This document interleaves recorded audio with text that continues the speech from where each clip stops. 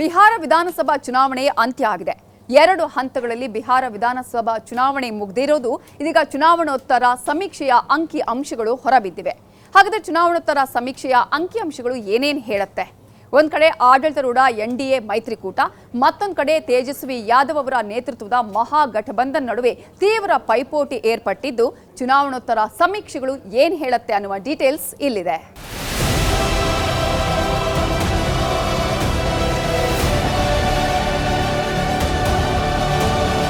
Bihar election ದೇಶದ ಗಮನ ಸೆಳೆದ ಎಲೆಕ್ಷನ್. ದೇಶದ ಚುಕ್ಕಾಣಿ ಹಿಡಿಯೋರ್ ಯಾರು ಅನ್ನೋದನ್ನ ನಿರ್ಧರಿಸೋ ಕೆಲವು ರಾಜ್ಯಗಳ ಎಲೆಕ್ಷನ್ ನಲ್ಲಿ ಈ ಎಲೆಕ್ಷನ್ ಕೂಡ ಒಂದು. ಇಷ್ಟೊಂದು ಕುತೂಹಲ ಮೂಡಿಸಿದ್ದ ಬಿಹಾರ್ ವಿಧಾನಸಭಾ ಚುನಾವಣೆ ಮುಗಿದಿದೆ. ಮತದಾನ ಪ್ರಕ್ರಿಯೆ 2 ಹಂತಗಳಲ್ಲಿ ಪೂರ್ಣಗೊಂಡಿದೆ. ಮೊದಲ ಹಂತದಲ್ಲಿ ದಾಖಲೆಯ ಮತದಾನವಾಗಿದ್ದು, 2ನೇ ಹಂತದ ಮತದಾನವು ಮಂಗಳವಾರ ಸಂಜೆ ಮುಕ್ತಾಯವಾಗಿದೆ. ಈ ಬೆನ್ನಲ್ಲೇ ಚುನಾವಣೋತ್ತರ ಸಮೀಕ್ಷೆ ಹೊರಬಿದ್ದಿದೆ. ಈ ಬಾರಿ ರಾಜ್ಯದ ಅಧಿಕಾರವನ್ನು ಯಾರು ಹಿಡಿಯುತ್ತಾರೆ ಎಂಬ ಕುತೂಹಲ ಎಲ್ಲೆಡೆ ಮನೆ ಮಾಡಿದೆ. ಈ ಕುತೂಹಲಕ್ಕೆ ಟ್ವಿಸ್ಟ್ ಕೊಟ್ಟಿವೆ ಈಗ ಹೊರಬಂದಿರೋ exit poles.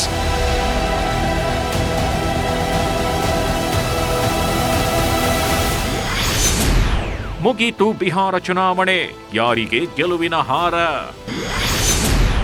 Bihar Jangi ಕುಸ್ತಿಯಲ್ಲಿ ಗೆಲ್ಲೋದ್ಯಾರು, ಸೋಲೋದ್ಯಾರು?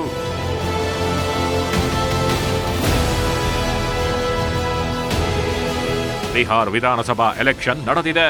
November 6ರಂದು ಮೊದಲ ಹಂತದ ಚುನಾವಣೆ ಮುಕ್ತಾಯಗೊಂಡಿದ್ದು, 65.08% ಮತದಾನವಾಗಿತ್ತು. ಈ ವೇಳೆ ದಾಖಲೆಯ ಮತದಾನವಾಗಿತ್ತು. ಇನ್ನುಳಿದ 122 ಕ್ಷೇತ್ರಗಳಿಗೆ ಮಂಗಳವಾರ 2ನೇ ಮತ್ತು ಅಂತಿಮ ಹಂತದ ಚುನಾವಣೆ ನಡೆದಿದೆ. ಒಟ್ಟು 45,399 ಮತಗಟ್ಟೆಗಳಲ್ಲಿ ಮತದಾನವಾಗಿದ್ದು, ಮತದಾನ ಮುಕ್ತಾಯಗೊಂಡಿದೆ. ಈಗ ಎಲ್ಲರ ಗಮನ ಫಲಿತಾಂಶದ ಮೇಲಿದೆ.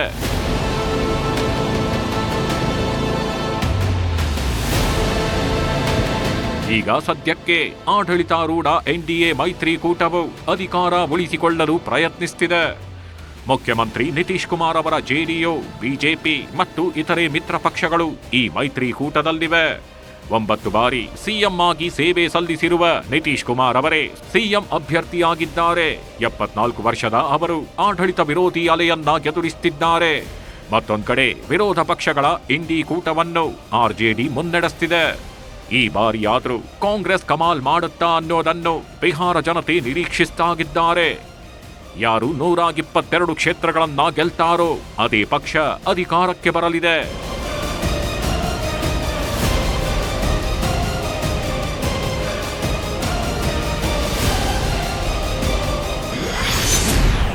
ಎನ್ಡಿಎಗೆ ಬಹುಮತ ಎಂದ ಎಕ್ಸಿಟ್ ಪೋಲ್ಸ್.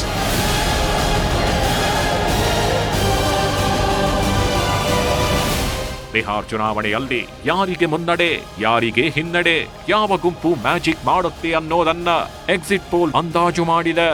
ದೈನಿಕ್ ಭಾಸ್ಕರ್ ಚುನಾವಣೋತ್ತರ ಸಮೀಕ್ಷೆಯಲ್ಲಿ ಎನ್ಡಿಎಗೆ ಬಹುಮತ ಸಾಧ್ಯತೆ ಅಂತ ಹೇಳಿದೆ.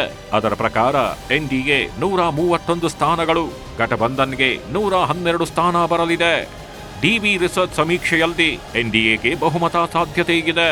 ಎನ್ಡಿಎಗೆ 132, ಘಟಬಂಧನ್ಗೆ 83ರಿಂದ 98 ಸ್ಥಾನ ಅಂತ ಹೇಳಿದೆ. ಮ್ಯಾಟ್ರಿಕ್ಸ್ ಸಮೀಕ್ಷೆಯಲ್ಲಿ ಎನ್ಡಿಎಗೆ ಬಹುಮತ ಸಾಧ್ಯತೆ ಅಂತ ಹೇಳಿದೆ.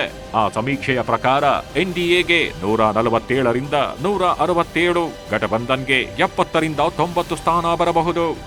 ಪೀಪಲ್ಸ್ ಇನ್ಸೈಟ್ ಸಮೀಕ್ಷೆ ಪ್ರಕಾರ ಎನ್ಡಿಎಗೆ ಬಹುಮತ ಸಾಧ್ಯತೆ ಇದೆ.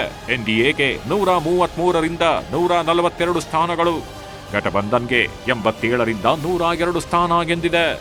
ಜೆಬಿಸಿ ಸಮೀಕ್ಷೆಯಲ್ಲಿ ಎನ್ಡಿಎಗೆ ಬಹುಮತ ಸಾಧ್ಯತೆ ಇದೆ. ಎನ್ಡಿಎಗೆ 135ರಿಂದ 150 ಸೀಟುಗಳು, ಘಟಬಂಧನ್ಗೆ 88ರಿಂದ 103 ಸ್ಥಾನ ಎಂದಿದೆ ಜೆಬಿಸಿ. ಇಷ್ಟೇ ಅಲ್ಲ, ಪೀಪಲ್ ಪಲ್ಸ್ ಸಮೀಕ್ಷೆಯಲ್ಲಿ ಎನ್ಡಿಎಗೆ ಬಹುಮತ ಸಾಧ್ಯತೆ ಇದೆ. ಅದರ ಪ್ರಕಾರ ಎನ್ಡಿಎಗೆ 133ರಿಂದ 159, ಘಟಬಂಧನ್ಗೆ 75ರಿಂದ 101 ಸ್ಥಾನ ಬರಲಿದೆ. ಚಾಣಕ್ಯ ಸ್ಟ್ರಾಟಜಿ ಸಮೀಕ್ಷೆಯಲ್ಲಿ ಎನ್ಡಿಎಗೆ ಬಹುಮತ ಸಾಧ್ಯತೆ ಇದೆ. ಆ ಸಮೀಕ್ಷೆ ಹೇಳುವಂತೆ ಎನ್ಡಿಎಗೆ 130ರಿಂದ 138 ಸ್ಥಾನ, ಘಟಬಂಧನ್ 100ರಿಂದ 108 ಸ್ಥಾನ ಗೆಲ್ಲಲಿದೆ. ಪೋಲ್ ಸ್ಟ್ರಾಟ್ ಸಮೀಕ್ಷೆಯಲ್ಲಿ ಎನ್ಡಿಎಗೆ 133ರಿಂದ 148, ಗಠಬಂಧನ್ಗೆ 87ರಿಂದ 102 ಸ್ಥಾನ ಗೆದ್ದಿದೆ. ಗಠಬಂಧನ್ಗೆ ಬಹುಮತ ಗೆದ್ದ ಆ ಸಮೀಕ್ಷೆ ಎಲ್ಲ ಸಮೀಕ್ಷೆಗಳು ಎನ್ಡಿಎ ಮುನ್ನಡೆ ಸಾಧಿಸಲಿದೆ ಅಂತ ಹೇಳ್ತಾಗಿದ್ರೆ ಇಜಿಟಿ ಬಿಹಾರ್ ಸಮೀಕ್ಷೆಯಲ್ಲಿ ಗಠಬಂಧನ್ಗೆ ಬಹುಮತ ಸಾಧ್ಯತೆ ಅಂತ ಹೇಳ್ತಿದೆ. ಇಜಿಟಿ ಬಿಹಾರ್ ಸಮೀಕ್ಷೆ ಪ್ರಕಾರ ಗಠಬಂಧನ್ 155, ಎನ್ಡಿಎ 82, ಇತರೆ ಪಕ್ಷಗಳು 6 ಸ್ಥಾನ ಗೆಲ್ಲಲಿವೆ. ಹೀಗಾಗಿ ಮಹಾಗಠಬಂಧನ್ ಅಧಿಕಾರಕ್ಕೇರಲಿದೆ ಅನ್ನೋದು ಇಜಿಟಿ ಬಿಹಾರ್ ಭವಿಷ್ಯ.